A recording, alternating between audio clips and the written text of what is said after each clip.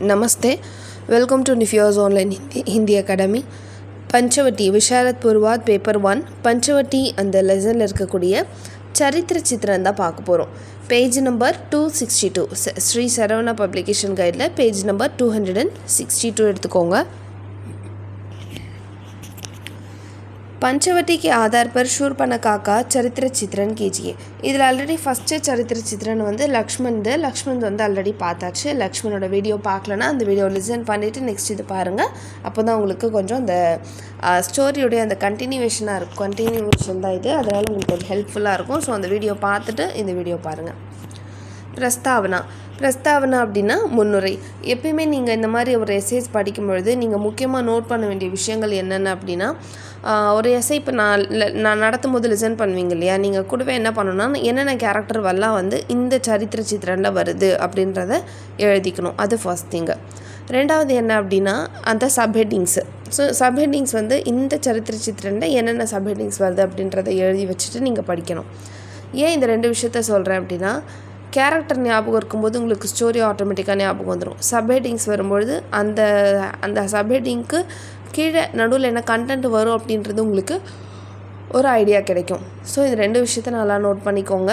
அப்புறமா நீங்கள் பார்க்க வேண்டிய விஷயம் என்னென்னா அந்த லெசன், அந்த பர்டிகுலர் அந்த லெசனுடைய ஆத்தர் யார் அப்படின்றத தெரிஞ்சிருக்கணும். ஸோ இந்த 3 விஷயத்த நல்லா நோட் பண்ணி வச்சுக்கோங்க. प्रस्तावना. पंचवटी राष्ट्रकवि मैथिली शरण गुप्त का खंड काव्य है. ஸோ பஞ்சவட்டி அப்படின்றது ராஷ்டிரகவி மைதிலி சரண் குப்த் அவருடைய ஒரு காவியம்.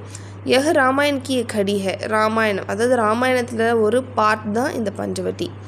इस खंड काव्य के आधार पर शूर्पणखा का चरित्र चित्रण किया जाता है. ஸோ இந்த காவியத்தை பொறுத்து தான் இங்கே வந்து நம்ம சூர்பனகையை பற்றி பார்க்க போகிறோம். நம்ம ஆக்சுவலாக தமிழில் வந்து சூர்பனகை அப்படின்னு சொல்லுவோம். இவங்க ஹிந்தியில் என்ன சொல்கிறாங்கன்னா ஷூர்பனகா அப்படின்னு சொல்கிறாங்க.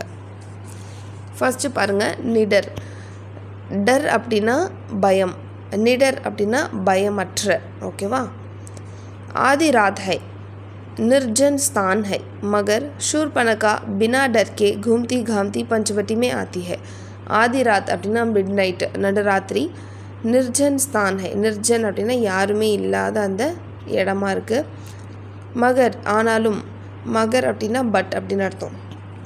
ஆனால் ஷூர்பனகா வந்து பினா டர்கே அதாவது பயமே இல்லாமல் घूमती घामती पंचवटी में आती है, பயமே இல்லாமல் அந்த நடுராத்திரியில் வந்து பஞ்சவட்டி கிட்ட சுற்றிட்டுருக்கா, அதாவது நடந்து வந்துட்டுருக்கா. சுந்தர், சுந்தர்னா அழகு. शूर्पणखा का रूप सुंदर रूप है. शूर्पणखाவுடைய அந்த ரூப் அப்படின்னா என்னென்னா அவளுடைய தோற்றம் வந்து பார்த்திங்கன்னா ரொம்ப அழகாக இருக்குது. उसने ढेर सारे आभूषण पहना है. அவ உடம்பு முழுக்க வந்து என்ன போட்டிருக்காங்க அப்படின்னா நகை அணிஞ்சிருக்காங்க. ஆபூஷன் அப்படின்னா ஜுவல்ஸு. ஸோ ஜுவல்ஸ் வந்து அணிஞ்சிருக்காங்க. உஸ்கி சுந்தர்தா ஆங்கோं को चकाचौंध करने वाली है. அவளுடைய அந்த அழகு, சுந்தரத்தா அப்படின்னா அந்த அழகு மற்றவங்களுடைய கண்ணை வந்து கூசும் விதமாக இருக்குமா, அதாவது ரொம்ப ஆச்சரியப்படுற அளவுக்கு இருக்குமா அவளுடைய அந்த அழகு. சகாச்சௌத் அப்படின்னா பார்த்தோன்னே நமக்கு ரொம்ப இப்படி அட்ராக்ட் ஆகிற மாதிரி, அப்படியே ரொம்ப ஆச்சரியப்படுற அளவுக்கு அவள் அழகாக இருப்பா அப்படின்னு சொல்கிறாங்க. நெக்ஸ்ட் வந்து நில்லர்ஜ் அப்படின்னா வந்து வெக்கமற்ற. So shameless. आधी रात के समय शूर्पणखा लक्ष्मण को देखती है, उस पर मोहित हो जाती है. वह तरह तरह की बातों से अपना प्यार व्यक्त करती है. लक्ष्मण समझ नहीं पाते हैं तो सीधे अपनी इच्छा प्रकट कर देती है. ஸோ அந்த நடுராத்திரி சமயத்தில் நடந்து வந்துட்டுருக்கால, அப்போ வந்து சூர்பனகை வந்து யாரை பார்க்குறா அப்படின்னா லக்ஷ்மணை பார்க்குறா. உஸ் பர் மோஹித் ஹோ ஜாத்தி. அவளை அந்த சூர்பனகா வந்து லக்ஷ்மணனை பார்த்தோன்னே அவளுக்கு வந்து ரொம்ப பிடிச்சி போயிடுது லக்ஷ்மணனை. वह तरह तरह की बातों से अपना प्यार व्यक्त करती है. அவள் வந்து பல விதமாக பேசுகிற லக்ஷ்மணனை பார்த்தோன்னே அவளுக்கு பிடிச்சிடுது. பிடிச்சோன்னே அவளும் வந்து ஒவ்வொரு விதமாக பேசி பார்க்குறா.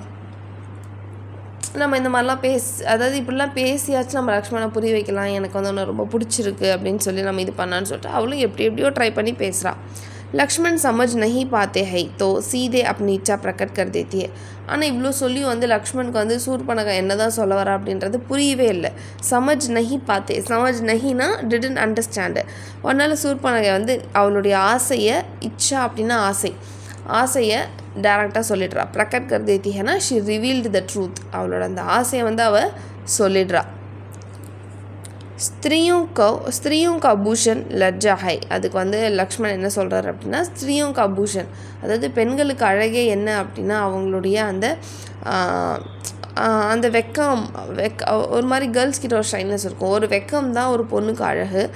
மகர் ஷூர்பனகா மே வஹ் குன் நாம் மாத்திரை கே லியே பி நஹி ஹை. ஆனால் ஷூர்பனகை கிட்ட அந்த வெக்கம், அந்த பெண்களுக்கான குணம் அப்படின்றது பேருக்காக கூட அவகிட்ட இல்லை அப்படின்றத வந்து லக்ஷ்மண் வந்து சொல்லிடுறான். வாக்பட்டு அப்படின்னா வந்து ரொம்ப பேச்சாற்றல் நல்லா, அதாவது என்னென்னா இந்த பேராகிராஃபில் எதை பற்றினது வரும் அப்படின்னா, ஷூர்பனகை வந்து இன்னும் பேசியே எப்படிலாம் வந்து லக்ஷ்மணை இது பண்ணலாம், அவளோட வழிக்கு கொண்டு வரலாம் அப்படின்றது பார்ப்பா. ஸோ வாக்பட்டு அப்படின்னா நல்ல டாக்கபிள், நல்ல பேச்சாற்றல் உள்ள.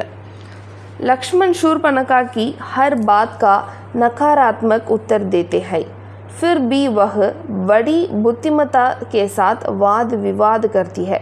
லக்ஷ்மண் வந்து என்ன பண்ணுறான்னா, ஷூர்பனகா சொல்கிற ஒரு வார்த்தைக்கும், ஹர் பாத் ஒரு வார்த்தைக்கும் நகாராத்மக் அப்படின்னா வந்து நெகட்டிவான, ரொம்ப நெகட்டிவான ஆன்சர்ஸ் வந்து சொல்கிறான். அப்பையும் ஃபிர்பி அப்படின்னா அப்பையும், அகெயின் அண்ட் அகெயின். वह बड़ी बुद्धिमत्ता के साथ वाद विवाद करती है. அப்படி சொல்லியுமே வந்து ஷூர்பனகா வந்து ரொம்ப அப்படியே அறிவுள்ளவ மாதிரியே வந்து திரும்ப ரிப்ளை பண்ணிகிட்டே இருக்கா. वह कहती है कि यदि चंद्र अपना प्रकाश नहीं दिखाता तो चकोर उस पर मोहित नहीं होता, यदि दीपक अपनी रोशनी नहीं दिखाता तो पतंग उसमें कूद नहीं मरता, यदि शिकारी बाजा नहीं बजाता तो हिरन पकड़ा नहीं जाता, तुम भी अपना रूप नहीं दिखाते तो मैं भी तुमसे मोहित नहीं होती. அதாவது அவன் என்ன சொல்கிறா அப்படின்னா, சந்திரன் வந்து தன்னுடைய அந்த வெளிச்சத்தை காட்டலை, தன்னுடைய இந்த பிரகாஷ் அந்த தன்னுடைய அந்த பிரகாசத்தை காட்டலை அப்படின்னா சக்கோர் உஸ் பர் மோஹித் நஹி ஹோத்தா. சக்கோர் அப்படின்னா அந்த இடத்துல அந்த கறிக்கட்டையை தான் சொல்கிறாங்க. அடுத்தது எதி தீபக் அப்படி ரோஷினி, ஒருவேளை லைட் இருக்கு இல்லையா, லைட் வந்து தன்னுடைய அந்த வெளிச்சத்தை காட்டாமல் இருந்துச்சுன்னா, ரோஷினின்னா அந்த லைட்டை வெளிச்சத்தை காட்டாமல் இருந்துச்சுன்னா பத்தங்க அதில் விழுந்து செத்துருக்காது. அதாவது நீங்கள் பார்த்துருப்பீங்க, நம்ம ஈவினிங் டைம்லலாம் அந்த எல்லோ கலர் லைட்லாம் போட்டோம் அப்படின்னா அதை சுற்றி பூச்சி வந்துக்கிட்டே இருக்கும் அந்த ஈவினிங் டைமில். ஆனால் காலையில் பார்த்திங்கன்னா அந்த பூச்சி எல்லாமே கீழே விழுந்து இறந்துருக்கும். ஸோ ஒரு வேளை லைட் போடாமல் இருந்தால் அங்கே பூச்சி வந்திருக்காது, அது இறந்துருக்காது இல்லையா. அதை மாதிரி ஸோ வெளிச்சத்தை காட்டினதால் தானே அந்த பூச்சி வந்துச்சு. எதி ஷிகாரி பாஜா நஹி பஜாத்தா தோ ஹீரன் பக்கடா நஹி ஜாத்தா. ஒருவேளை வேடன் வந்து அந்த அவன் வரக்கூடிய அந்த சவுண்டை வந்து இது பண்ணாமல் இருந்திருந்தானே, நஹி பஜாத்தாத்தோ அந்த சவுண்டை வந்து அவன் வெளிப்படுத்தாமல் இருந்திருந்தா ஹீரன் பக்கடா நஹி ஜாத்தா, ஹீரன் மான் வந்து பிடிபட்டிருக்காது. அந்த மாதிரி நீயும் வந்து என் கண்ணுக்கு படாமல் இருந்திருந்த அப்படின்னா நானும் வந்து எனக்கும் வந்து உன்னை நீ எனக்கு தெரிஞ்சிருக்கவே மாட்டேன். ஸோ என்னை வந்து எனக்கு வந்து உன்னை ரொம்ப பிடிச்சிருக்காது அப்படின்ற மாதிரி சொல்கிறான். நானும் உன்னை பார்த்துட்டேன், ஸோ அதனால தான் பிடிச்சிருக்கு. ஒரு நீ என்னை பார்க்காம இருந்திருந்த, நீ என் கண்ணில் படாமல் இருந்திருந்தேன்னா எனக்கு உன்னை பிடிச்சிருக்காது இல்லையா அப்படி சொல்கிறா அவள். நெக்ஸ்ட்டு ஈஸ்வரியா அப்படின்னா ஜெலசி, அதாவது பொறாமை குணம். லக்ஷ்மண் அவர் ஷூர்பனகா வாத் விவாத் கர்த்தே ரஹத்தே ஹை. ஸோ லக்ஷ்மணும் ஷூர்பனகாவும் இந்த மாதிரி வந்து விடிய இது மாதிரி 2 பேர் இதே மாதிரி மாற்றி பேசிக்கிட்டே இருக்காங்க. இத்தனையுமே சுப ஹோ கயா ஹை. இதுலேயே வந்து என்ன ஆயிடுச்சு, பேசிக்கிட்டே இருக்கிறதே வந்து காலையில் ஆயிடுச்சு. सीता कुटिया से बाहर निकल आती है, उसने कोई भी गहने नहीं पहने हैं, फिर भी बहुत सुंदर लगती है. यह देखकर शूर्पणखा दिल में जलती है. சீதா இவங்க 2 பேர் பேசிகிட்டு இருக்காங்க. காலையில் விடிஞ்சிடுது. சீதா வந்து அந்த குட்டியா அப்படின்னா அந்த கூடாரம், அந்த கூடாரத்துலேருந்து வெளியே வராங்க. உஸ்னே கோய் பி கஹனி, அவள் வந்து எந்த ஒரு கழுத்துலேயோ கையிலையோ எந்த ஒரு ஜுவல்லுமே போட்டில்ல. ஃபிர்பி இருந்தாலும் அவள் வந்து ரொம்ப அழகாக இருக்கா, பகுத் சுந்தர் ரொம்ப அழகாக இருக்கா.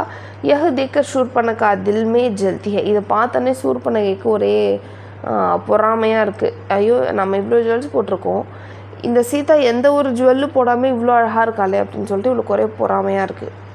நெக்ஸ்ட்டு சஞ்சல்தா அப்படின்னா ஒரு நிலையற்ற தன்மை. ஓகேங்களா. शूर्पणखा का स्वभाव चंचल स्वभाव है. சஞ்சலம் அப்படின்னு சொல்லுவாங்க. ஒவ்வொரு இதில் இருக்காது, மைண்ட் இங்கே அங்கன்ற மாதிரி ஃப்ளக்சுவேஷன்ஸ்லேயே இருக்கும். அதான் चंचल स्वभाव. पहले वह लक्ष्मण की सुंदरता को देखकर मोहित होती है, उनको पाने की लाखों कोशिश करती है. ஃபஸ்ட்டு யாரை பார்க்குறா, லக்ஷ்மணை பார்க்குறா. லக்ஷ்மணை பார்த்துட்டு லக்ஷ்மணோட அழகில் மயங்கிட்டு லக்ஷ்மண் வந்து ரொம்ப பிடிச்சி போயிடுது. உஸ்னே பானைக்கு அவனை அடையிறதுக்காக லாக்கும் கோஷிஷ் லட்சக்கணக்கில் அதாவது ரொம்ப முயற்சி செய்கிறான். கோஷிஷ் அப்படின்னா முயற்சிப்பது. இத்தனையுமே ஸ்ரீராம் குட்டியாசே பேஹர் ஆத்தே. ஸோ இன்னும் அப்படியே இந்த கொஞ்ச நேரத்தில் என்ன ஆகுதுன்னா வந்து அந்த கூடாரத்துலேருந்து ராம் வந்து வெளியே வராரு. शूर्पणखा से मीठे स्वर में बात करते हैं. शूर्पणखा பார்த்தோன்னே ரொம்ப நல்லா मीठे स्वर நல்ல நல்ல வார்த்தைகளில் நல்லா பேசுகிறாரு. इस पर वह श्रीराम को चाहने लगती है. ஸோ அந்த மாதிரி பேசின உடனே शूर्पणखा இப்போ யாரை பிடிச்சிருக்கு? ஸ்ரீராமை தான் பிடிச்சிருக்கு. नारी को चंचल आंखें शोभा देती है मगर चंचल स्वभाव शोभा नहीं देता. அதாவது இதுலேருந்து என்ன சொல்கிறாங்கன்னா, நாரிக்கு அதாவது ஒரு பெண்ணுக்கு வந்து சஞ்சல் ஆங்கே அப்படின்னா அதாவது ஒரு சுறுசுறுப்பான இங்கேயும் இங்கேயும் ரொம்ப துருத்துருன்னு இருக்க கண்கள் வேணும்னா நல்லா இருக்கலாம், ஆனால் அந்த சுபாவம் வந்து இருக்கக்கூடாது. ஃபஸ்ட்டு இந்த விஷயம் வேணும், அதுக்கப்புறம் எனக்கு அது வேணும்னு சொல்லிட்டு இங்கே அங்கேன்னு சொல்லிட்டு இது பண்ணுற மாதிரியான அந்த விஷயங்கள் வந்து பெண்களுக்கு ஒரு நல்ல அது ஒரு ரெஸ்பெக்ட் வந்து கொடுக்காது அப்படின்னு சொல்கிறாங்க. அதுதான் சஞ்சல்தா. நெக்ஸ்ட் क्रोध. श्रीराम क्रोध அப்படின்னா என்ன? கோவம். श्रीराम शूर्पणखा से कहते हैं कि मेरा भाई लक्ष्मण वन में भी अकेला है. ஸ்ரீராம் வந்து शूर्पणखा என்ன சொல்கிறாருன்னா, என்னுடைய தம்பி லக்ஷ்மண் வந்து இந்த வனத்துலேயும் தனியாக தான் இருக்கான். அக்கேலா அப்படின்னா தனியாக இருக்கிறது. तुम्हारे लिए वही योग्य है. உனக்கு லக்ஷ்மண் தான் செட் ஆவான், சரியாக இருப்பான் அப்படின்னு சொல்கிறாங்க. लक्ष्मण कह देता है कि तुमने मेरे भाई को चाहा. அப்போது இது வந்து ராம் சொல்லிட்டு போய்ட்றாரு. அப்போது லக்ஷ்மண் வந்து शूर्पणखा என்ன சொல்கிறாருன்னா, நீ வந்து என்னோட அண்ணனை தான் விரும்ப, என்னோட அண்ணனை தான் அடையணும்னு ஆசைப்பட்ட. तुम मेरे लिए मान्य हो. அதனால் நீ வந்து எனக்கு அண்ணி மாதிரி அப்படின்னு லக்ஷ்மண் சொல்லிடுறான். இஸ் சந்தர்ப் में शूर्पणखा को क्रोध आता है. இப்படி சொல்லும்போது शूर्पणखाக்கு ரொம்ப கோவம் வந்துருச்சு. ஸோ நெக்ஸ்ட்டு असली रूप அப்படின்னா உண்மையான அந்த ரூபம். शूर्पणखा अपना राक्षसी रूप दिखाती है. उसके सुंदर कपोल छत के बराबर है. शूर्पणखा வந்து இப்போ என்ன பண்ணுறேன்னா அவளோட உண்மையான அந்த ராட்சசி உருவத்தை வந்து காட்டுறா. उसके सुंदर कपोल छत के बराबर है. அவளோட அந்த அழகான அந்த கற்பனை ஆக்சுவலாக அழகாக இருந்திருப்பாள். ஆக்சுவலாக அது அவளோட ரியல் ஃபேஸே கிடையாது. அந்த கற்பனை மிக்க அந்த இது வந்து வெளிச்சத்துக்கு வந்துடும். उसके सुंदर दांत सुअर के दांत जैसे हो गई है. அவளுடைய அந்த அழகான பற்கள் வந்து எப்படி ஆயிடுச்சு அப்படின்னா சுவர் கே தாத் பன்றி இருக்கு இல்லையா, பிக்கோடைய பற்கள் மாதிரி மாறுது. उसकी लाल साड़ी चर्म का चीर बन गई. அவளுடைய அழகான அந்த ரெட் கலர் சாரீ வந்து கந்தல் துணியாக மாறிடுது. उसके आभूषण हड्डियाँ बन गई. அவளுடைய நகைகள் எல்லாமே எலும்புகளாக மாறுது. வர் மாலா முண்டு மாலா பன்கை. அவள் கழுத்தில் அந்த மாலை பூ மாலை வந்து என்னவா மாறுதுன்னா முண்டு மாலை அப்படின்னா வந்து இது இருக்குல்ல மண்டை ஓடு இருக்குல்ல, மண்டை ஓடுலே மாலை போட்டிருப்பாங்க. நீங்கள் இந்த காஞ்சனா படத்துலலாம் பார்த்துருப்பீங்க மண்டை ஓடில் மாலை. அந்த மாதிரி அவளோட அந்த ஃப்ளவர் மாலை வந்து இந்த மாதிரி மண்டை ஓடு இருக்க மாலையாக மாறிடுது. ஸோ இதுதான் அவளுடைய உண்மையான ரூபம். கிராந்திகாரி சிந்தன். ஸோ ஒரு புரட்சிகரமான சிந்தனை. இஸ் சன்சார் கே நியம் மாத்திர நாரியோं के लिए है. இந்த உலகத்தினுடைய இந்த நியம் இந்த ரூல்ஸ் எல்லாமே நாரியோं के लिए மாத்திர அதாவது பெண்களுக்கானதாக மட்டும்தான் இருக்குது. புருஷோங்கோ பூர்வ स्वतंत्रता है. ஆனால் ஆண்களுக்கு பார்த்திங்கன்னா முழு சுதந்திரம் இருக்குது. यह कहाँ का न्याय है. இது என்ன நியாயம்? शूर्पणखा लक्ष्मण से वाद विवाद करते समय कहती है पुरुषों ने जो भी शास्त्र बनाया वह नारियों को लेकर ही बनाया.